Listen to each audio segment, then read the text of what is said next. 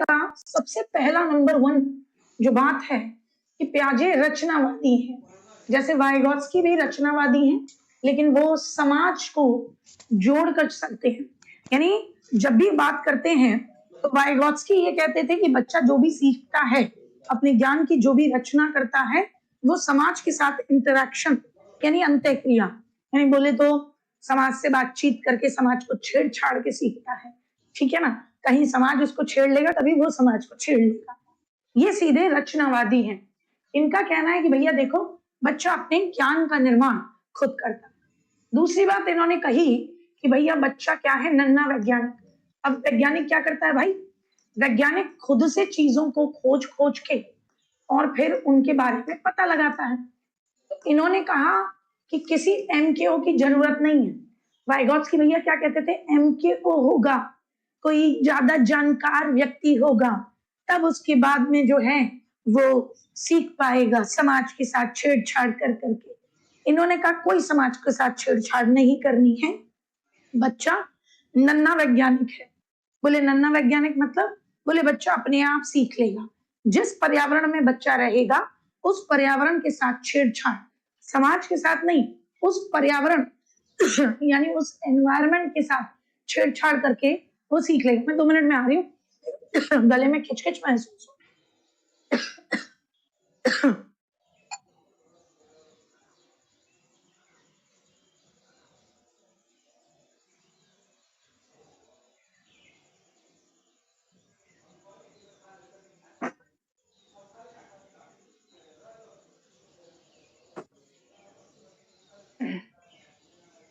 रचनावादी, ठीक। बच्चा क्या है? नन्हा वैज्ञानिक। अब नन्हा वैज्ञानिक है तो कैसे सीखेगा? तो तीसरा पॉइंट आपको याद रखना है। इन्होंने कहा बच्चा पर्यावरण यानी एनवायरनमेंट, याद रखना समाज शब्द नहीं है, पर्यावरण यानी एनवायरनमेंट से इंटरेक्शन करेगा, एनवायरनमेंट से छेड़छाड़ करके। इसको और सरल भाषा में समझाती हूँ। इसका मतलब आप ऐसे ले लो कि बच्चा अगर किसी घर में भाई कार है तो आपने देखा होगा वो बच्चे कार जल्दी सीखते हैं। सीखते हैं कि नहीं? सीखते हैं कि नहीं? सीखते हैं ना भाई। चलो और आसान करते हैं। जिनके घर में कंप्यूटर होता है उनके बच्चे इस बात को बहुत अच्छी तरीके से जानते हैं, ये कीबोर्ड है, ये माउस है, ये मम्मी जो कर रही है, ये पेंट वाला काम कर रही है। मेरा बेटा सिर्फ मुझे देखता है, बहुत रेयरेस्ट होता है क्योंकि आईज पे बहुत इम्पैक्ट पड़ता है, यहाँ बहुत लाइटें होती हैं, ये डिजिटल बोर्ड पे बहुत ज्यादा ब्राइट कलर होते हैं, लेकिन उसको शौक चढ़ता है, अरे यार मम्मी पढ़ाती मैं भी पढ़ूं। तो मैंने उसे कभी नहीं बताया, बस उसने देखा है कि मम्मी यहाँ से कलर लेती है, और भाई साहब वो ऐसे चीता चीता पोती पोती करके, आप यकीन नहीं मानेंगे, उसने कई ऐसे कलर रंगीनियत दिखाई एक बार मुझे कि मम्मी ये एलिफेंट है, फिर एलिफेंट की सूंड अलग कलर से, वो जान गया इस बात को। और तो छोड़ो, उसको ये पता है कि यहाँ से कलर जो है उनकी ब्राइटनेस बढ़ाई जाती है, ये ब्राइटनेस कम की जाती है। मैं तो भाई साहब इस बात पे एकदम हैरान हो गई कि भाई ये भी एक तरीका है जो मैं नहीं जानती, मेरी औलाद जानती है। ठीक, इसके पीछे का रीजन है जीन पियाजे की बात कि बच्चा नन्हा वैज्ञानिक अपने आप खोजेगा, दिमाग उसका वैसे भी हर समय चलेगा, और अपने पर्यावरण में जो जो चीजें होंगी उनसे वो अंतःक्रिया करके क्या करेगा? बिल्कुल सीख जाएगा। और इसको आसान भाषा में समझाती हूँ कि आजकल के छोटे छोटे बच्चे YouTube चलाना जानते हैं। देखा है, हमारी जानकारी में एक गुड़िया है और भाई वो गुड़िया YouTube चलाना जानती है। उसकी मम्मी ने नेट बंद कर दिया तो उसने अपनी मम्मी को मेरे सामने लाइव कहा, तुमने नेट बंद कर दिया, नेट ऑन करो। और मम्मी ने कह दिया कि नहीं ऑन है, तो उसने तुरंत खुद से नेट ऑन करा। उसको फोन की सेटिंग में ये पता है नेट कहाँ है, सारे आइकन्स में ये पता है यूट्यूब कहाँ है, और यूट्यूब पे उसको ये पता है वॉइस में लगाकर, 2.5 साल की है, वॉइस में लगाकर कैसे बोल सकते हैं कि हेलो वो लगा दो कालू मदारी आया। भाई साहब मेरे कान खड़े हो गए। मैंने कहा भाई ये जीवंत उदाहरण है, या आजकल की औलादें जीन पियाजे क्या जीवंत उदाहरण है कि बच्चा एनवायरनमेंट जिस तरीके के माहौल में रहेगा, जो भी चीजें हैं उस पर्यावरण में, उनसे इंटरेक्शन करके सीखेगा। नन्हा वैज्ञानिक है ये, आताताई वैज्ञानिक। तीसरी बात ये कहते हैं कि बच्चे के सीखने में मैच्योरिटी का बहुत बड़ा रोल है, इसका परिपक्वता। अब मैंने आपको एक बात बता दूं, परिपक्वता यानी मैच्योरिटी का मतलब अनुवांशिकता है से है एक तरीके से। इनका ये कहना है कि भाई देखो, बच्चा ऐसा नहीं है कि पैदा होते ही तुम उसको कह दोगे कि ले तू भी बोल बेटा कि नहीं ये मम्मी यूट्यूब चला दो, यूट्यूब कालू मदारी आया, नहीं होगा। उन्होंने कहा जैसे जैसे बच्चे की उम्र बढ़ेगी तो क्या आएगी, मैच्योरिटी आएगी। उम्र बढ़ेगी तो शारीरिक तौर पे भी मैच्योर होगा और मेंटली भी मैच्योर होगा, और जैसे जैसे उसकी उम्र बढ़ेगी उसके अंदर मैच्योरिटी आएगी, तब वो जो एनवायरनमेंट से, पर्यावरण से छेड़छाड़ कर रहा होगा, वो उसके सीखने के तरीके मच से बेटर, मच बिगर होते जाएंगे, मतलब बेहतर से बेहतर होते जाएंगे, बेहतर से बेहतरीन होते जाएंगे। समझ रहे हैं? चौथे पॉइंट के बाद हम पांचवें पॉइंट पे बात करेंगे जो इन्होंने कहा। इन्होंने कहा बच्चों की सोच, बच्चों की सोच, बच्चों की सोच बड़ों से क्वालिटी में, बच्चों की सोच बड़ों से क्वालिटी में यानी गुणात्मक रूप से अलग होती है। क्या कहा? गुणात्मक यानी क्वालिटेटिव वे में। क्या कहा? क्वालिटेटिव वे में गुणात्मक रूप से या क्वालिटेटिव रूप से अलग होती है। इसका मतलब क्या है भाई? इसका मतलब एक ही खूबसूरत चीज है कि आप किसी छोटे बच्चे को देखो, उसके सोचने समझने की क्वालिटी और बड़े लोगों के सोचने समझने की क्वालिटी में अंतर है। समझ रहे हो ना? क्वांटिटी में अंतर नहीं है, मतलब ऐसा थोड़ी ना हो सकता है कि एक छोटा बच्चा 250 ग्राम सोच रहा है और बड़ा आदमी 2 किलो सोच रहा है, ऐसे बोलते हो आप। ये कहते हो कि छोटा बच्चा जो है वो थोड़ा सा इलॉजिकल सोचता है, इरैशनल सोचता है, अतार्किक सोचता है ना। लेकिन बड़ा जो हो जाता है तो क्योंकि उसके अंदर मैच्योरिटी आई, शारीरिक भी मानसिक भी, और धीरे धीरे उसका पर्यावरण से इंटरेक्शन और बेहतर हुआ, तो उसकी सोच की क्वालिटी जो होगी, गुणात्मकता जो होगी, वो बेहतरीन होगी। ठीक है ना? तो छोटे बच्चों की और बड़े बच्चों की, इनकी सोच में कैसा अंतर है? क्वालिटी में अंतर है। इनकी सोच में कैसा अंतर है? तो आप कहोगे क्वालिटी में अंतर है। किसमें अंतर है? क्वालिटी में। क्यों? क्योंकि छोटा बच्चा अभी इतना मैच्योर नहीं है। अच्छा, आप 2 किलो सोचते हो, मत सोचो, आप बेहतरीन सोचो, किलो में मत सोचो, बेहतर से बेहतरीन सोचो। तो बड़ा जो इंसान है उसकी सोचने की क्वालिटी ज्यादा तार्किक होगी, ज्यादा अप्रोप्रिएट होगी, ज्यादा सही तरीके से एनालाइज करके, विश्लेषण करके वो सोच पाता होगा। ठीक, पांचों पॉइंट समझ में आए? एक एक से क्वेश्चन बनता है, नो बकवास, सीधी बात, बिल्कुल एक एक से क्वेश्चन बनता है। छठा पॉइंट, ठीक है ना? अगर आप किसी भी टॉपिक को इस तरीके से पढ़ना सीख गए, इसको बोलते हैं फ्लो चार्ट बनाना, कंसेप्ट मैप बनाना। जोसेफ डी नोवाक ने ये कंसेप्ट दिया था कि जो आपने पढ़ा, अगर आप उसको ऐसे ऐसे चित्र बना के सामने रिकॉल कर पाते हैं, तो इसका मतलब आपने कितनी अच्छी तरीके से उसको दिमाग में बैठाया है। आगे बढ़ते हैं। नेक्स्ट बात इन्होंने ये कही कि भाई देखिए, जब भी हम ज्ञान सीखते हैं या अर्जित करते हैं, तो देखो आज आप इस क्लास में कुछ ना कुछ सीखोगे। आज आप इस क्लास में कुछ ना कुछ ज्ञान अर्जित करोगे ही करोगे, करोगे कि नहीं करोगे भैया बताओ? फ्लो चार्ट नहीं है कुलदीप, फ्लो चार्ट है मेरे बाबू, फ्लो चार्ट, क्यों करा रहे हो चार्ट को? ठीक, अच्छा, तो ज्ञान आप आज मेरी क्लास में बैठे हो, आप कुछ ना कुछ ज्ञान तो अर्जित करोगे, कुछ ना कुछ तो सीखोगे। तो इन्होंने कहा जब बच्चा ज्ञान अर्जित करता है तो उस ज्ञान को क्या करता है? उस ज्ञान को व्यवस्थित तौर पे दिमाग में बैठाता है। उस ज्ञान को क्या करता है? व्यवस्थित करता है। क्या करता है? व्यवस्थित, यानी ऑर्गेनाइज करता है दिमाग में। आप जैसे आप लोग अपने घर में आपके जो कपड़े होते हैं उनको व्यवस्थित तौर पे रखते हो, रखते ही होंगे भाई। मम्मी ने अलग अलग अलमारियां बनाई होंगी, ये वाली साइड पापा की है, कहाँ कपड़े देख रहे हो? ये पापा की साइड है। मम्मी मेरा वो नहीं मिल रहा टी शर्ट, तो पापा की में मिलेगा, तुम हट जाते। तो मम्मी मेरी वाली साइड कहाँ है? नीचे देख, वहां रखती हूँ तेरे कपड़े। तो आप, मम्मी ने सब कुछ व्यवस्थित रखा हुआ है।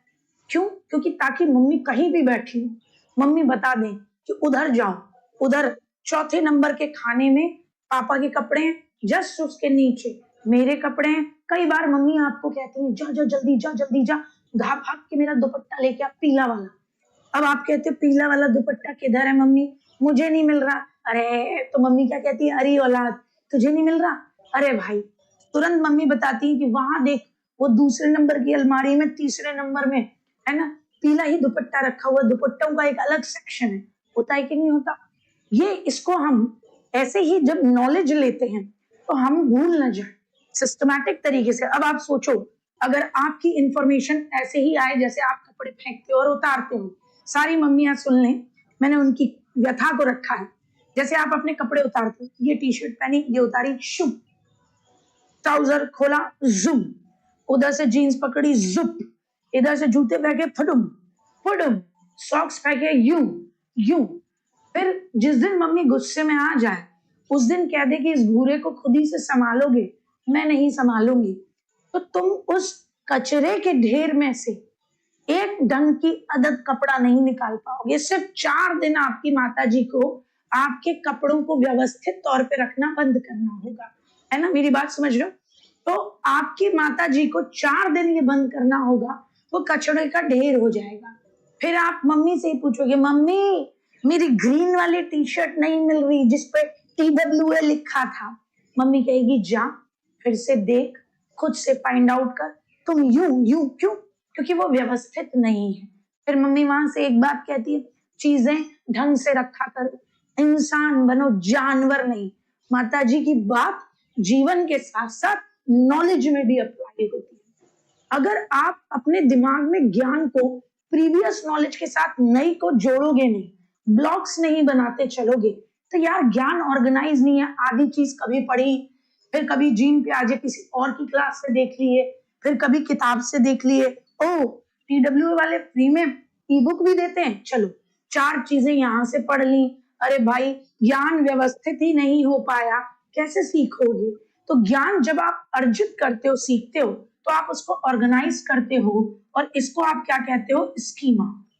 किसी की मम्मी नहीं, स्कीमा कहते हैं। क्या कहते हैं? स्कीमा कहते हैं। समझे मेरी बात को? तो आपका छठा पॉइंट क्या हो गया? इसको आप क्या कहते हो? स्कीमा। स्कीमा समझ गए? तो जब भी आपको जो नॉलेज मिली, आपने उसको पुरानी नॉलेज के साथ जोड़ा या सिस्टमैटिक रखा, ताकि आप चीजों को रिकॉल कर पाओ। इसको हम सिंपल भाषा में स्कीमा कहते हैं। अब बेटा, जब तुम स्कीमा बनाते हो तो क्या होता है? तो छठे पॉइंट से ही आगे के पॉइंट निकलेंगे। जब आप स्कीमा बनाते हो तो क्या होता है बेटा जी? तो आपने नॉलेज बनाई, कई बार हम गलत ज्ञान भी अर्जित कर लेते हैं।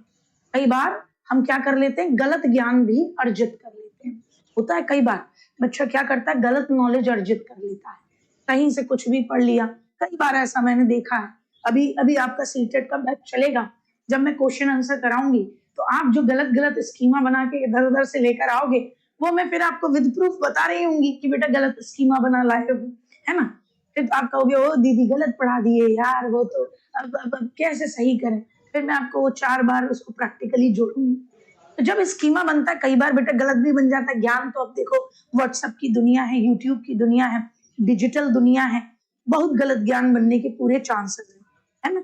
द्रोणाचार्य जी की कहानी याद है महाभारत में? 2 मिनट का एक समय लूंगी ताकि कंसेप्ट अच्छे से समझ में आए कि गलत ज्ञान और जो गलत स्कीमा बनता कैसे है। फिर तभी तो बताऊंगी कि स्कीमा सुधारने के तरीके क्या है। गलत स्कीमा बनता कैसे है, ठीक है ना?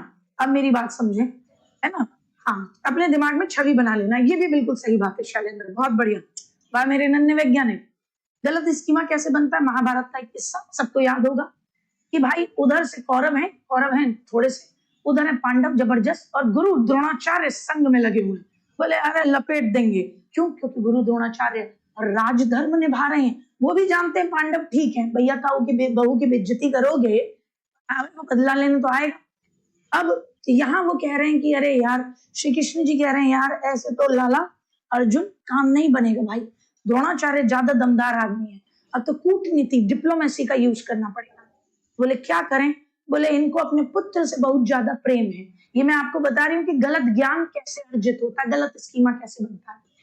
बोले इनको अपने पुत्र से ज्यादा प्रेम है, इनको इमोशनली ब्रेक डाउन करेंगे। साइकोलॉजी का गेम, बहुत बड़े साइकोलॉजिस्ट हैं श्री कृष्ण। तो अब उन्होंने कहा कैसे करेंगे? बोले इनके लिए गलत फहमी फैला दी कि इनका पुत्र अश्वत्थामा मारा गया। बोले ऐसे तो ये मानेंगे नहीं, गुरु जी हमारी रग रग से वाकिफ है। तो बोले अच्छा, तो बोले यार धर्मराज युधिष्ठिर को बुलवाते हैं, उनके मुख से कहलाते हैं। युधिष्ठिर जी की खूब काउंसलिंग हो रही है कि मान जा गुरु, बोल दो ये वाली बात। गुरुजी साइड हो जाएंगे तो तुम वैसे ही जीतने लगोगे, सेना तुम्हारी मर रही है, मनोबल नहीं है। तो गुरु वो धर्मराज युधिष्ठिर कह रहे हैं प्राण त्याग दूंगा लेकिन झूठ नहीं बोलूंगा, वो भी गुरुदेव से। तौबा तौबा, ला हौल वला कुव्वत।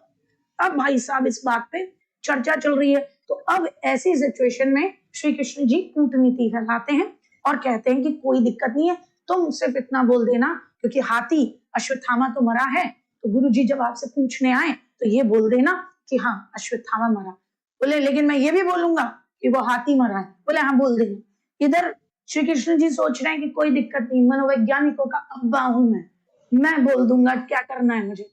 उनने कह दिया जैसे ही ये बोले अश्वत्थामा हत्वा, है ना, उसी समय तुम, वो मानव नहीं कि अश्वत्था ये बोले, उससे पहले तुम शंखनाद कर। तो बेचारे गुरु द्रोणाचार्य जी इतना ही सुन के, गलत इंफॉर्मेशन है, इतना ही सुन के धप करके गिर गए हैं। और फिर उसके बाद आपको सबको पता है कि कैसे उनकी हत्या कर दी जाती है। तो उस जमाने में भी मिसकंसेप्शन था, गलत स्कीमा बन जाता था। आज के जमाने में तो तुम एकदम व्हाट्सएप की दुनिया के माहिर आदमी हो, यूट्यूब की दुनिया के माहिर आदमी हो, रीलें, ट्विटर, इंस्टाग्राम, पता नहीं क्या क्या झूठ फैला हुआ है, कैसे तुम सही चीज पकड़ोगे। तो ऐसे में तुम्हारा ज्ञान भी क्या होगा, स्कीमा गलत बनना जायज है। समझ में आ गया स्कीमा गलत कैसे बनता है। अब तुम गलती नहीं कर, मैंने बस फन रहे हो तो कोई तो आएगा जो तुम्हें बोलेगा कि नहीं रे बबुआ गलत बोल रहे हो। तो फिर तुम कहोगे ऐसे कैसे, मतलब हमने तो उधर से सीखा इधर से सीखा। तो जब गलत स्कीमा बनता है तो दो चीजें होती हैं, या स्कीमा भी बनता है तो दो चीजें होती हैं। एक तो आपकी नॉलेज ऑर्गेनाइज होती है, यानी संगठन होता है नॉलेज का, यानी पुराने ज्ञान में नया ज्ञान व्यवस्थित कर दिया। या जब गलत स्कीमा बनता है तो आप उस स्कीमा में सोसाइटी के अकॉर्डिंग क्या करते हो बेटा, अडॉप्टेशन यानी चेंज करते हो। क्या करते हो, सोसाइटी के अकॉर्डिंग क्या करते हो गुड्डा, अडॉप्टेशन करते हो। बिल्कुल बिल्कुल बिल्कुल। देखो ये कितने मेरे एकदम नन्हे वैज्ञानिक, देखो ये क्या नाम है, इंग्ल्यू 9K कह रही है स्कीमा मतलब दिमाग के फोल्डर की तरह है जिसमें बच्चा स्टोर करता है। बिल्कुल गुड़िया, कुछ भी कह ले, पॉइंट समझ गए हो आप, आगे बढ़ो। तो जब स्कीमा बनता है तो दो चीजें होंगी, एक संगठन, पुराने ज्ञान में नया ज्ञान जोड़ दिया गया, और दूसरा होगा अनुकूलन कि तुम वो गलत ज्ञान लेके चले आओगे, गलत स्कीमा। जब तुम गलत स्कीमा लेके आओगे तो चार लोग तुम पे हंसेंगे भी कि हे क्या कह रहा है, ये तो होता ही नहीं है, ये तो होता ही नहीं है, ऐसा होता ही नहीं है। तो तुम्हें बाद में चार फैक्ट देखकर खुद को महसूस होगा कि हाँ यार ऐसा तो होता ही नहीं है। अच्छा एंजल है बाबू, आपने खुद ने ही एंजल्यू कर रखा है, हमारी गलती नहीं है बाबू, ठीक है। तो अनुकूलन करोगे यानी आप अपने ज्ञान को समाज के अकॉर्डिंग चेंज करोगे। मेरी बात समझ गए। अब जब आप समाज के अकॉर्डिंग चेंज कर दोगे तो ऐसा तो है नहीं कि रात में सरस्वती माँ आके तुमसे कहेंगी कि हे बच्चे कल तेरा ज्ञान गलत ना हो जाए, चार लोगों के बीच में तेरी बेइज्जती ना हो जाए, इसीलिए मैं तुझे आज दिव्य ज्ञान देती हूँ कि तू इस चीज को गलत समझ बैठा है, तेरा स्कीमा गलत बन बैठा है, ला आज मैं तेरा स्कीमा सपने में ही ठीक करती हूँ। ऐसा होता है क्या गुड्डा, ऐसा होता है क्या, नहीं होता। तो जो ये समाज के अकॉर्डिंग हम अपने स्कीमा में चेंज करते हैं वो स्टेप बाय स्टेप होता है, और वो 3 स्टेप हैं, 3 प्रक्रियाएं हैं। क्या है बेटा जी, 3 प्रक्रियाएं हैं जिनसे हम अपने स्कीमा में चेंज करते हैं, उसे सोसाइटी के अनुकूल बनाते हैं, एडजस्टमेंट करते हैं। अच्छा यहाँ तक सबको समझ में आ रहा है, सारी बातें एकदम बढ़िया बढ़िया आसान भाषा में। कभी भी ऐसा अब आपको लग रहा है कि हम तो पढ़ ही नहीं सकते, हम तो सीख ही नहीं सकते, जीन प्याजे बहुत खतरनाक है, लग तो नहीं रहा ना, एक बार बता दीजिए कि नहीं लग रहा। हाँ पीडीएफ सबकी डलती है, निश्चिंत रहिए, है ना, बता भी दूंगी कहाँ मिलेगी। बता दीजिए एक बार थम्स अप करके और लाइक कर दिया करो। हे कलयुगी, हे कलयुगी एकलव्यों, अंगूठा तो तुम देने से रहे, अंगूठे की छाप दे दिया। आ जाओ। तो 3 प्रक्रियाएं होती हैं। पहली है जिसको हम बोलते हैं आत्मसातीकरण। क्या है पहली, आत्मसातीकरण यानी असिमिलेशन। क्या है गुड्डा, आत्मसातीकरण यानी असिमिलेशन। दूसरे को बोलते हैं समायोजन यानी कि अकोमोडेशन। अंग्रेजी में नाम याद कर लेना एक बार, मैं खुद भी करा दूंगी क्योंकि ये एग्जाम ऐसा है जिसमें इंग्लिश की टर्मिनोलॉजी ज्यादा मदद करती है। और तीसरा होता है साम्य धारण। क्या है? साम्यीकरण या साम्य धारण। साम्य धारण यानी इक्विलिब्रेशन। इक्विलिब्रेशन क्या रहेगा? इक्विलिब्रेशन। एक बेटा जी, बहुत बढ़िया। हाँ हाँ जी, दे दिया छाप, बहुत बढ़िया। हाँ ठीक है ठीक है ठीक है ठीक है, समझ में आ रहा, बहुत बढ़िया बहुत बढ़िया। अब इसको और आसान तरीके से विद एग्जांपल आपको समझाती हूँ। आज अब जब आपका गलत स्कीमा बना, तो ये गलत स्कीमा बनने की 3 प्रक्रियाएं हैं, अनुकूलन की 3 प्रक्रिया। सबसे पहले हुआ असिमिलेशन यानी आत्मसातीकरण, यानी आपने अपनी प्रीवियस नॉलेज में न्यू नॉलेज को जोड़ दिया, चाहे वो गलत ही था लेकिन आप उसमें कोई चेंज नहीं कर पाए, यानी old knowledge plus new knowledge, पुराना ज्ञान प्लस नया ज्ञान हो गया। इसको आप ऐसे समझ लीजिए कि एक बच्चा था, उसने एक कुत्ता देख रखा था, तो अब वो बेचारा बिल्ली को भी कुत्ता ही बोल रहा है, तो उसने अपनी पुरानी नॉलेज में नई नॉलेज को जोड़ दिया। उसको ये ज्ञान ही नहीं है कि कुत्ता अलग प्राणी होता है, बिल्ली अलग प्राणी होती है। उसको ये पता ही नहीं है कि कुत्ता अलग होता है, गाय माता अलग होती है। उसने क्या करा? प्रीवियस नॉलेज में नई नॉलेज को जोड़ दिया। बोला रहा होगा आपकी तरह, आप भी तो पता नहीं कहाँ कहाँ नाते जोड़ लेते हो अपने। असिमिलेशन, इसको याद करने का एक तरीका है, असी मिले तो सी मिले, असी मिले तो सी मिले, काय बात के गिले, यानी कोई चेंज ही नहीं करना। यानी मैं जैसी हूं, आपने मुझे स्वीकार किया, आप जैसे हैं मैंने भी आपको स्वीकार किया, यानी किसी ने किसी में कोई चेंज नहीं किया, पुरानी नॉलेज में ही नई नॉलेज जोड़ दी। अब भाई आप गलत नॉलेज जोड़ दोगे तो थोड़े समय बाद आप पे लोग हंसेंगे। तो ये बच्चा जब बिल्ली को भी कुत्ता बोलने लगा तो गली मोहल्ले के बाकी बच्चे हंसे, हाँ हाँ हाँ हाँ ये क्या है? कुत्ता है, हाँ हाँ हाँ कुत्ता है ये, अरे कुत्ता म्याऊ म्याऊ करने लगा है, वाह वाह वाह वाह वाह, इनका कुत्ता म्याऊ म्याऊ करता है, भाऊ भाऊ नहीं करता। इस तरीके से इनका मजाक उड़ने लगा। तो अब ऐसे में इस बच्चे को महसूस होगा, क्या लगेगा कि यार मैं कुछ तो गड़बड़ी कर रहा हूँ, मेरे स्कीमा में कुछ तो गड़बड़ी है। तो ये क्या करेगा? ये अकोमोडेशन करेगा, समायोजन करेगा। क्या करेगा? बदलाव करेगा। तो जब भी आप देखो कि क्वेश्चन में लिखा हुआ हो कि बच्चा अपनी नॉलेज में बदलाव करता है, परिवर्तन करता है, चेंज करता है, संशोधन शब्द लिखा हो, है ना, तो इसका मतलब समझ लेना वो अकोमोडेशन करने की कोशिश कर रहा है। अकोमोडेशन का मतलब क्या? अकोमोडेशन का मतलब कि प्रीवियस नॉलेज जो आपकी असिमिलेट हुई है, गलत बन गई है, अब आप उसको अकोमोडेट कर रहे हो, उसमें परिवर्तन लेकर आ रहे हो। ठीक, अब ये सोचता है कि भाई बदलाव तो करना पड़ेगा। अब ये समझ गया कि इसका मतलब ये जो है जिसको मैं कुत्ता बोल दे रहा हूं, ये कुत्ता तो नहीं है। अब इसने बदलाव करने की सोची, लेकिन बदलाव करोगे कहां से? जैसे आप लोग भी गलत गलत स्कीमा बना के आते हो, तो फिर मैं आपसे कहती हूँ कि बेटा गलत स्कीमा बना हुआ है, तो आप उस समय ये समझ तो जाते हो कि अकोमोडेट करने की जरूरत है, कुछ तो गड़बड़ी हमने कर ली है, लेकिन आपको अब बताना पड़ता है कि बेटा ये गलत चीज आपने सीख ली, ये कंसेप्ट ऐसे नहीं ऐसे होता है। तो इसने भी किसी किताब से या अपने किसी बड़े से ये चीज सीखी और उसके बाद इसने इक्विलिब्रेशन, साम्य धारण यानी सही स्कीमा बना लिया। तो अब इसको संतुलन हो गया है, सही स्कीमा बना था। पहले क्या था? इसकी नॉलेज में असंतुलन था, इम्बैलेंस था। क्यों था? क्योंकि यार ये गलत स्कीमा बना के बैठा हुआ था। लेकिन अब इसने अपनी नॉलेज में चेंज किया, अकोमोडेशन किया और फिर इक्विलिब्रेशन, साम्य धारण, सही स्कीमा बना लिया। यानी इसने अपने किसी बड़े से पूछा कि भाई क्या करना चाहिए, ये कौन है? तो उन्होंने कहा जो करे म्याऊ म्याऊ वो है बिल्ली, और जो करे भाऊ भाऊ वो है कुत्ता।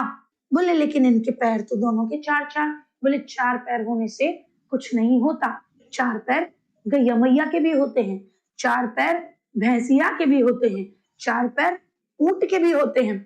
आपने इस तरीके से बच्चे को सही समझाया, अब उसका स्कीमा सही बन गया। अब वो जैसे ही देखता है तो बिल्ली को देख के ही कहने लगता है ये तो म्याऊ है, म्याऊ म्याऊ। और जैसे ही हाँ, ये भी करने लगता है म्याऊं म्याऊं म्याऊं म्याऊं। सुना है ये म्याऊं म्याऊं म्याऊं म्याऊं आता है। और ऐसे ही कुत्ते को देख के समझ जाता है ये भाऊ भाऊ भाऊ भाऊ, ये वाला मामला। समझ गए 7वां पॉइंट? बहुत बेहतरीन। जीवन में बस ऐसे ही पढ़ना सीख लो, 4 पेजेस में पूरा प्याजे खत्म और एक-एक चीज समझ जाती है। ठीक है ना? हाँ जी, बहुत बढ़िया। सब्जेक्ट क्या है? Current syllabus CTET UP TET का। बेटा वो बैच में डिस्कस है ऑलरेडी, आप वहां पे देख लेंगे। ठीक है ना कि क्या सिलेबस है। नहीं तो आप हेल्पलाइन जो सॉरी नॉट हेल्पलाइन, आप क्या कर सकते हैं, ऑफिशियल सिलेबस आपका जो नोटिफिकेशन आया था उसमें रहता है, आप उसको हमसे फाइंड आउट कर सकते हैं, है ना। चलती क्लास में मेरे लिए भी संभव नहीं होगा कि मैं सिलेबस बताने लगूंगी आपको। आ जाए तो ये यहाँ तक आपके समझ में पॉइंट आया। अब इसके बाद इन्होंने एक चीज और कही, इन्होंने कहा बच्चे का जब डेवलपमेंट होता है, बच्चे का मेंटल डेवलपमेंट, क्या कहा, बच्चे का संज्ञानात्मक यानी कॉग्निटिव डेवलपमेंट। संज्ञानात्मक या कॉग्निटिव डेवलपमेंट का मतलब क्या होता है? मानसिक विकास यानी दिमाग का विकास। इन्होंने कहा बच्चे का कॉग्निटिव डेवलपमेंट जो होता है, मानसिक विकास जो होता है, वो स्टेजेस में होता है। इसमें 4 चरणों में होता है, 4 चरणों में होता है। कैसा होता है बेटा जी? 4 चरणों में होता है, यानी 4 स्टेजेस में होता है। नेक्स्ट तीसरे नंबर की स्लाइड लगाओ प्याज और बताओ वो 4 चरण कौन से हैं। तो इन्होंने कहा वो 4 चरण हैं।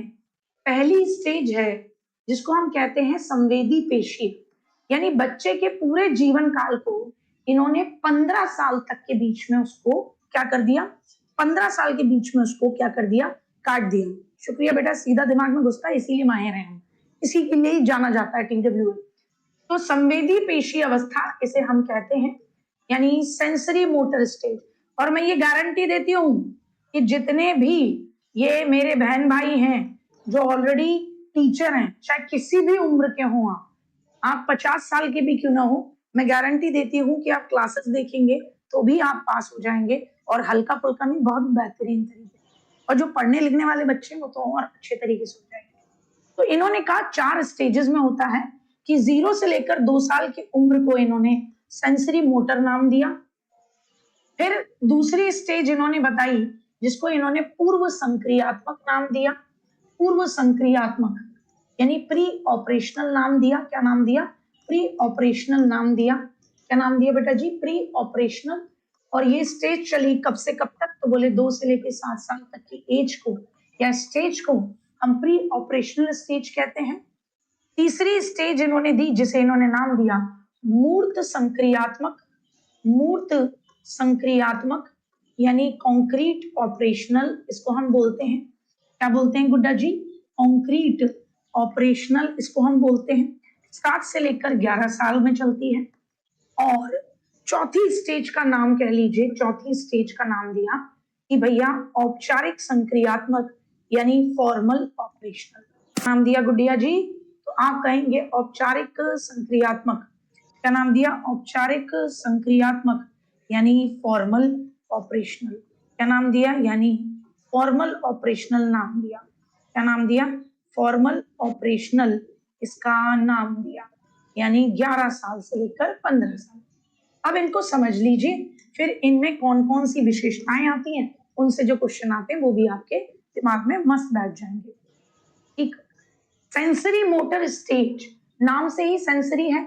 बच्चा जो भी ज्ञान हासिल करता है वो अपने सेंस ऑर्गन का यूज करके ज्ञान हासिल करता है। तो 2 साल तक का बच्चा जब तक मजा खुद से नहीं ले जाएगा ना बेटा, मानेगा ही नहीं। मेरा बेटा था, मैं उसको जब भी नहलाती थी, हमारे गीजर लगा हुआ है बाथरूम में, तो पानी का टैप बंद करने के बाद, ठंडा पानी मिक्स करने के बाद मैं उसको बुलाती। एक दिन मैं कपड़े धो रही थी, मेरे हिसाब से उसकी उम्र 2 साल के करीब ही होगी। बच्चों को पानी पकड़ने का बहुत शौक होता है, ठीक है ना। अब मैं नॉर्मल के साथ मिक्स करके, ऐसा भी एक तरीका होता है ना, दोनों टैप को थोड़ा थोड़ा खोल दो तो मिक्स पानी आएगा, तो गर्म ठंडा दोनों का मिक्सचर नॉर्मल पानी आएगा, ऐसा पानी था वो, ठीक है ना। मैं उसको मना कर रही थी, बेटा इसको भी नहीं छूना, क्योंकि पानी नहीं छूना, जब मम्मी कह दे तुम्हें कि छू लो तब एक अलग बात है, लेकिन अभी ये गर्म है। लेकिन उसको मजा नहीं, समझ में नहीं आया, उसको समझ में नहीं आया। पहले माँ है ना क्या करती है, पानी में हाथ डाल के चेक करती है कि पानी कितना गर्म है, फिर और ठंडा मिलाना है कि नहीं मिलाना। उसने वो गुनगुना सा थोड़ा सा पानी था, थोड़ा हल्का तेज गुनगुना होगा, उसने उसी में मजा लेके यूं पुच्च करके बाहर निकाला, मम्मी मम्मी लग गई। मैंने कहा बेटा ताता, इसको बोलते हैं गरम।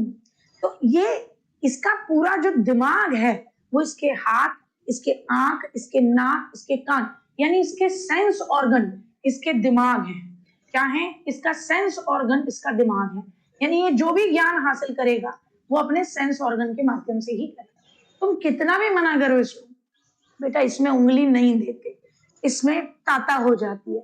लेकिन आप जानते ही होंगे, ऐसे तमाम बच्चे आपने देखे होंगे, हम तो खैर व्हाइट टेप लगा के रखते थे, जो उंगलियां दे के मजे ले चुके होते हैं। फिर उनको समझ में आता है कि अरे यार गुरु, इधर तो करंट बहता है, तो थोड़ा दूर रहने का है, ठीक है ना। तो सेंसरी मोटर स्टेज में सेंस ऑर्गन उसका दिमाग है। बच्चा यहाँ क्या करता है? नकल करता है अपने से बड़ों की। क्या करता है? नकल करता है। क्या करता है? अपने से बड़ों की नकल करता है। इसको हम बोलते हैं डेफर्ड इमिटेशन। क्या करता है? Deferred imitation. इसको बोलते हैं विलंबित नकल। क्या बोलते हैं बेटा जी? विलंबित विलंबित नकल। विलंबित नकल क्या होती है बेटा जी? कि अपने से बड़े जब नहीं होते तो उनकी है ना, उनको देख देख के उनकी एक्टिंग करता है, उनका रोल प्ले करता है कि अच्छा ऐसे चलते, बाबा कैसे चलते हैं ऐसे, अम्मा कैसे चलती है ऐसे, बाबा कैसे खांसते हैं अच्छा, और खांसी कैसे, खर्राटे कैसे लेते हैं बाबा, करते हैं ये बच्चे। इसको बोलते हो आप डेफर्ड इमिटेशन, विलंबित नकल। क्या बोलते हैं? विलंबित नकल। यानी जब आपके बड़े आपके सामने ना हो, आप उनकी नकल करते हो। और तीसरी चीज जो विशेष तौर पर यहाँ देखने को मिलती है इस उम्र में बच्चों में, वो तीसरी चीज होती है कि ये जो बच्चा है बेटा जी, ये जो बच्चा है, ये वस्तु स्थायित्व सीख जाता है। क्या सीख जाता है? वस्तु स्थायित्व। वस्तु स्थायित्व का मतलब होता है ऑब्जेक्ट परमानेंस। क्या सीख जाता है? Object permanence. यानी 2 साल की उम्र तक आते आते ये सीख जाता है, 1.5 से 2 साल के बीच में ये इस बात को सीख जाता है, ठीक है ना, ये इस बात को सीख जाता है कि भाई देखिए, ये कोई वस्तु इस समय मेरी नजरों के सामने नहीं है, लेकिन ऐसी चीज तो होती है।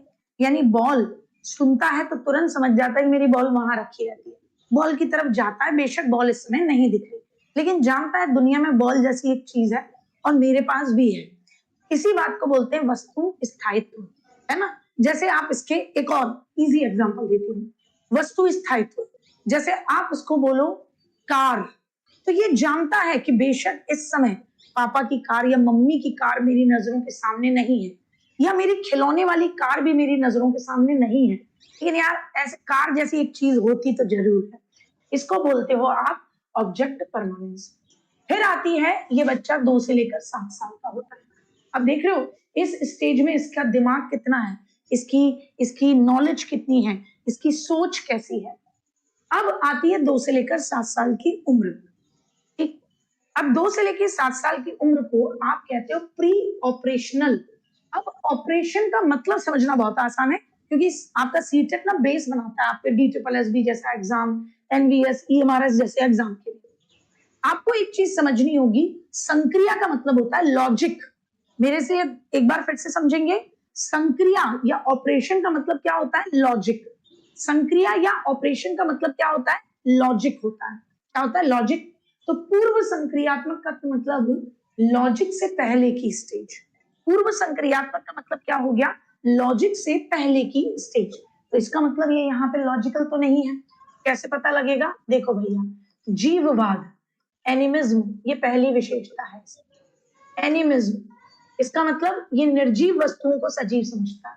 आप कहते हो बेटा आओ खाना खा लो, नहीं मम्मी, तो मेरी कार भी खाना खाएगी। अब भाई आपका बेटा, आपका बेटी, आप उसको खाना खिला रहे हो, वो टुकड़े तोड़ के अपनी कार को खिला रहा है, ठीक। आ जाओ बेटा नहा लेते हैं, तो साथ में लेके चल दिए अपने 4 खिलौने।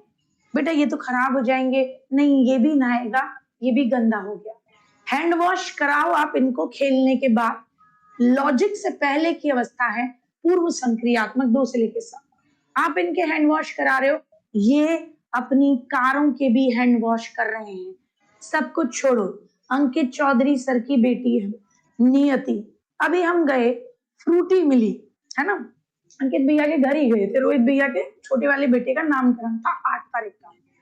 तो वहां हम गए, तो जो तीतरी है हमारी, जो माता जी हैं अंकित भैया की, तो हमारी माता जी सब बच्चों के लिए वो फ्रूटी लेकर आई, छोटी छोटी, ये थोड़ा लगे रहेंगे और हम भी बैठ के बात कर लेंगे। तो वो फ्रूटी लेकर आई, तो सब बच्चों की देखो अलग अलग अंतर बताती हूँ।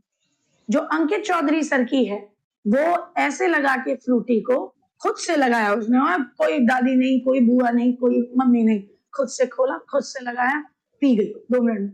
फिर उसके बाद उसके दिमाग में पता नहीं क्या लॉजिक आया, आंगन में जो पेड़ था वहां ले जाके उस फ्रूटी को रख के, ओम जय जगदीश हरे, ओम जय जगदीश हरे, ओम जय जगदीश हरे। अच्छा, जो दूसरे भैया हैं, उनकी बेटी वो बेचारी सिप भी नहीं कर पा रही थी, वो इतनी भोली है, उसको आ ही नहीं रहा था कि स्ट्रॉ लगा के कैसे सिप करते हैं। हमारा वाला पीता ही नहीं है फ्रूटी वगैरह, उसने अपनी दोनों बहनों को देख के थोड़ा सा पिया, फिर उसके बाद कह रही मम्मी ले लो जूस।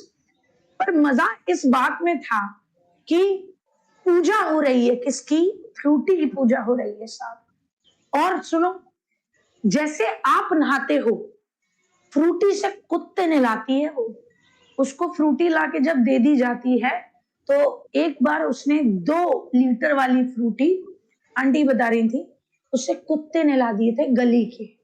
समझ रहे हो कि ये भी गंदे हो गए हैं अम्मा दादी, इनको भी नहलाना बहुत जरूरी है। इसको कहते हैं एनीमिज्म। क्या कहते हैं? एनीमिज्म।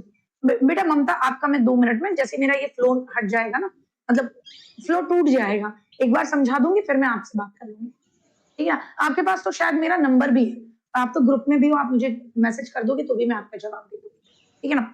तो एनिमिज्म का मतलब समझ गए ना, कि कुत्ते भी अब फ्रूटी से नहा सकते हैं, क्योंकि कुत्तों को भी ठंड लग सकती है, हो सकता है आने वाले समय में कुत्ते फ्रूटी पीते भी दिखें, ठीक? तो इसको आप बोलते हो, लेकिन कुत्ता तो सजीव है, निर्जीव वस्तुओं पर भी बच्चा सेम तरीका अपनाता है ना? हाँ, बहुत खतरनाक है भाई साहब, तीतरी है पूरी, मैंने बचपन से उसका नाम तीतरी रखा था। कान काट ले, कुतर के ले जाए तुम्हारे, और तुम जैसे बड़ों को भी बेच के खा जाए, इतनी तेज है। होना भी चाहिए, खैर आजकल के बच्चे, लड़कियां तो बहुत ही तेज होनी चाहिए, जमाना थोड़ा खतरनाक ही है। तो जीववाद का मतलब, अब आप इसको अप्लाई करो कि किसी निर्जीव वस्तु को बच्चा क्या कर रहा हो, उसको कह रहा हो, उस निर्जीव वस्तु को कह रहा हो कि इसके भी ब्रश कर दो मम्मी, गुड्डे का भी ब्रश कर दो, कार का भी ब्रश कर दो। ये क्या है? एनिमिज्म। वो निर्जीव वस्तुओं को सजीव समझ रहा है। अरे मम्मी ये देखो, ये चांद मेरे पीछे पीछे चल रहा है, अरे मम्मी देखो ये सूरज मेरे पीछे पीछे चल रहा है, इसको क्या कहेंगे? एनिमिज्म। दूसरा एक टर्म आता है जिसे आप कहते हैं अहम केंद्रितता। क्या कहते हैं? अहम केंद्रितता, यानी ईगो सेंट्रिसिज्म कहते हैं। ईगो सेंट्रिसिज्म हम इसको कहते हैं। समझिएगा, अहम का मतलब होता है खुद, और केंद्रित होना यानी खुद पर केंद्रित होना। इन बच्चों को लगता है कि जो हम जानते हैं वो तो सबको पता होना चाहिए, है ना? वो जो हम जैसे करते हैं वो सबको पता होना चाहिए, और जो हमारा पॉइंट ऑफ व्यू है किसी चीज का, दूसरे का पॉइंट ऑफ व्यू भी यही होगा। इसको ऐसे समझ लो कि आपने फोन यहाँ रखा हुआ है, आपने यहाँ फोन रखा हुआ है, और बच्चे को क्या लगेगा कि अरे वो वहां कूद रहा होगा, जैसे मेरा बेटा करता है अपने फादर से वीडियो कॉल करते समय, वहां बेड पे कूद रहा होगा, देखो पापा देखो, मैंने एक्सरसाइज, मैं योगा, और 4 पोज यूं कर रहा होगा।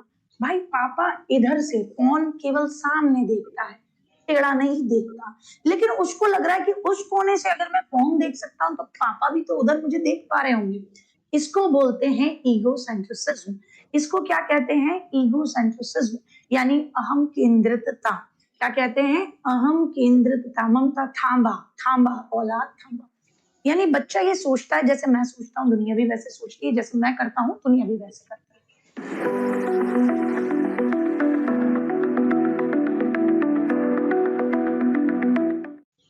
दुनिया भी वैसे करती है। तीसरी चीज, इस बच्चे के अंदर केंद्रीकरण होता है। क्या होता है? केंद्रीकरण, यानी सेंट्रलाइजेशन। क्योंकि पूर्व संक्रिया, लॉजिक से पहले की अवस्था है, तो इसका मतलब आप ये समझ लीजिए कि ये बच्चा जो है वो क्या कर रहा है? लॉजिकल तो नहीं है, इसके पास जो भी बात है उसका अपने अनुभव के आधार पर चीजों को बताता है। केंद्रीकरण का मतलब हो गया ये किसी भी चीज के केवल एक पहलू को देख पाता है, एक से ज्यादा पहलू इसकी समझ से परे हैं। जैसे आप इसके सामने कोल्ड ड्रिंक रखो और 2 ग्लासेस में बराबर कोल्ड ड्रिंक हो, बस एक ग्लास पतला हो एक ग्लास चौड़ा, आप बताइए ये कौन से वाले ग्लास को चुनने वाला है? केंद्रीयकरण, ये लंबे ग्लास को चुनेगा। क्यों? क्योंकि उसमें कोल्ड ड्रिंक ऊपर तक भरी हुई दिखाई देगी। ये भूल जाएगा और वो ग्लास लंबा दिख रहा है। वो ग्लास कैसा दिख रहा है? लंबा। तो उसको लग रहा है ये तो कम है, ये तो ठिंगना है। उसको क्या लग रहा है? भैया एक ग्लास सिर्फ इतना है और दूसरा ग्लास जो है वो इतना है। बोले बड़े वाले में लूंगा, मैं क्या करूंगा? बड़े वाले में लूंगा। और आप अगर इसमें नहीं दोगे तो इसको लगेगा तुरंत मेरी मम्मी पापा ने मेरे साथ पक्षपात कर दिया। इसको बोलते हैं सेंट्रलाइजेशन, केंद्रीयकरण। यानी केवल और केवल किसी भी वस्तु के एक पहलू पर ध्यान देना। इसको ये बड़ा दिखाई देगा और ये छोटा। दूसरा पहलू इसको दिख ही नहीं रहा कि ये पतला है और ये मोटा। ये बात ये करेगा नहीं। बचपन में आपने भी करा है, हमने भी करा है। सब इसी वजह से रोते थे। माँ समझाती हुई रह जाती थी कि नहीं बेटा, सेम सेम जूस है, आपने भैया को ज्यादा दे दिया। फिर मम्मी भैया से लेकर आपको वो वाला ग्लास देती थी, ठीक है ना। फिर आप दुचते थे बाद में अपने बहन भाइयों से, क्योंकि उनको भी लगता था कि उनको कम मिला है, बल्कि माँ जानती है कि दोनों को बराबर दिया था। ठीक साहब। और चौथी चीज कि इस स्टेज में बच्चा संकेतों और प्रतीकों का प्रयोग करता है। इसका संकेतों का व प्रतीकों का, सिंबल्स का इस्तेमाल करता है, प्रतीकों का प्रयोग। आप इससे पूछोगे, इसकी ड्राइंग देखना इस उम्र में, आप इसकी ड्राइंग देखना, आप इससे पूछेगा, क्या पूछोगे? आप इससे पूछोगे कि भाई ये बताओ यार, ये क्या बनाया है ड्राइंग में? बोले वो कौन सी मूवी थी बेटा? वेलकम। मजनू भाई जिस तरीके की ड्राइंग बनाता था, ऐसी ड्राइंग ये बनाते हैं। आप इनसे पूछोगे इसमें बताओ बोनट कहाँ है, लड़का कहाँ है? ठीक, लड़का बोनट के ऊपर है। बोनट कहाँ है? बोनट गधे के ऊपर है। ना तो गधा दिख रहा इनकी पेंटिंग में, ना बोनट दिख रहा, नहीं इनकी पेंटिंग में क्या दिखाई देगा? लड़का दिखाई देगा। ये प्रतीक बना देते हैं। ऐसे ही इनके लिए ये खेल खेलते हैं ऐसे प्रतीकों वाले। ये क्या कर रहे हैं? घर में झाड़ू से खेल रहे हैं। शक्तिमान हमने भी खेला, इसलिए बता रहे हैं। शक्तिमान शक्तिमान शक्तिमान, झुन झुन झुन झुन झुन, ये चल रहा है कि क्या है ये झाड़ू? क्या है? कि बोले ये मेरी तलवार है और उस तलवार से लड़ाइयां चल रही हैं। प्रतीकों का प्रयोग हो रहा है। असली तलवार नहीं है और अच्छा नहीं है उस उम्र में। अब तक एक आध भाई बहन हम कम कर चुके हैं। ठीक साहब। तो ये लॉजिक से पहले की अवस्था है, यहाँ कोई लॉजिक नहीं है। यहाँ बच्चा सहज अनुमान लगाता है। क्या लगाता है? तो पांचवा पॉइंट कहना, सहज अनुमान। यानी इसको जो भी अनुभव हुए होते हैं उनके बेसिस पर ये सारी बातें बताता है। इससे पूछो बेटा बारिश क्यों होते हैं? भगवान जी ने पानी की बाल्टी लेके जा रहे थे, उनका पैर ना मतलब स्लिप हो गया और मतलब ना बारिश हो गई। ले, ये क्या लॉजिक है भाई? इनके लॉजिक ऐसे ही है, ठीक है ना। मूर्त का मतलब होता है ठोस, कॉन्क्रीट, जो दिखाई दे, जो दिखाई दे, जो दिखाई दे, जो क्या हो? जो दिखाई दे, ठीक है ना। अच्छा बेटा ममता टीचर बनोगे, धैर्य तो रखो गुड़िया। मेरा फ्लो तो खराब मत कर लाडो। सब बोल रहे हैं कि टॉपिक अच्छा चल रहा है, खत्म होने पर आपके सवालों का जवाब मिलेगा। फ्लो टूटता है लाडो। क्यों आपको ऐसा लगता है? जिल्ले इलाही बनने का मन करता है कि आपने तुरंत पूछा कि ए कनीज बता जल्दी, और मैं तुरंत कहूँ जिले इलाही, बिल्कुल बताइए आपकी प्रॉब्लम, फिर मेरे को पढ़ा लेने दे गुड़िया। ठीक। मूर्त यानी जो चीजें दिखाई देती हैं, जिन्हें ये टच कर सकते हैं, उन पर ये लॉजिक लगा सकते हैं। तो इस एज में इनके अंदर कौन सा भाव आ जाता है? तो आप कहोगे पहली विशेषता आती है संरक्षण यानी कंजर्वेशन। संरक्षण और कंजर्वेशन का मतलब क्या होता है? संरक्षण और कंजर्वेशन का मतलब होता है कि ये इस बात को जानते हैं कि जो चीजें है ना हमारे सामने हैं, अगर उस चीज में कुछ जोड़ा नहीं गया, कुछ घटाया नहीं गया, तो उसका सिर्फ शेप बदल सकता है, साइज बदल सकता है, लेकिन मात्रा उतनी ही रहेगी। इसको आप ऐसे समझ लो, कंजर्वेशन को और सरल शब्दों में समझते हैं कि जैसे आपके सामने आटे की लोई हो और एक बेली हुई रोटी हो, तो 7 साल का बच्चा बोलेगा दोनों बराबर हैं। ये बोलेगा बेली हुई रोटी को कहेगा ये बड़ी है, ये ज्यादा है। क्यों? क्योंकि इसके अंदर केंद्रीकरण है, वो फैली हुई दिख रही है। ये नहीं देख पाएगा कि आटे की लोई मोटी है। यहाँ लॉजिक बच्चे में पैदा हो जाता है। संक्रिया का मतलब होता है लॉजिक। इस स्टेज में बच्चा कंजर्वेशन करता है। वो लॉजिक लगा के बोलेगा जब आटे की लोई में कोई एक्स्ट्रा आटा जोड़ा नहीं गया, कोई एक्स्ट्रा आटा निकाला नहीं गया, तो इसका मतलब सिंपल सी बात है कि ये उसकी शेप बदल सकती है, उसका साइज बदल सकता है, लेकिन उसकी क्वांटिटी सेम रहेगी। क्या रहेगी? उसकी क्वांटिटी सेम रहेगी। तो इसको